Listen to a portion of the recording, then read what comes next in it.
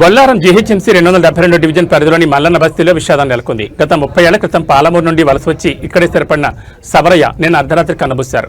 ఆయన మృతిలో 3 ఆడపిల్లలు ఒక్కసారిగా అనాథలయ్యారు. సవరయ్య భార్య గతంలోనే మరణించగా ఆయన ఏకైక కుమార్తె కూడా మస్తిమితో సరిగ్గా లేక తన 3 ఆడపిల్లలను వదిలి వెళ్లిపోయింది.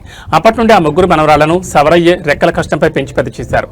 వృద్ధాప్యంలో కూడా వారిని కంటికి రెప్పలా కాపాడుకుంటూ వస్తున్న సవరయ్య మరణించడంతో ఆ కుటుంబం కనీసం అంత్యక్రియలు నిర్వహించుకోలేని దయనీయ స్థితిలో పడిపోయింది. విషయం తెలుసుకున్న బొల్లారం బీజేపీ పట్టణాధ్యక్షుడు సామాజిక సేవకుడు కేజీఆర్ ఆనంద్ కృష్ణారెడ్డి తక్షణమే స్పందించారు. బాధితుల ఇంటికి వెళ్లి సవరయ్య మృతదేహానికి నివాళులర్పించి కుటుంబ సభ్యులను పరామర్శించారు. వారి పరిస్థితిని చూసి చలించిన ఆనంద్ కృష్ణారెడ్డి తక్షణ సహాయంగా 10,000 రూపాయల ఆర్థిక సహాయాన్ని అంత్యక్రియల నిమిత్తం అందజేశారు. ఈ సందర్భంగా కేజీఆర్ ఆనంద్ కృష్ణారెడ్డి మాట్లాడుతూ కష్టాల్లో ఉన్న మనిషిని ఆదుకోవడమే మానవత్వం. ఆపదలో ఉన్నప్పుడు వారి ఏ కులం ఏ మతం చూడకుండా సహాయం చేయడమే నా లక్ష్యం. ఈ 3 ఆడపిల్లలకు నా వంతు అండగా ఉంటానని హామీ ఇచ్చారు.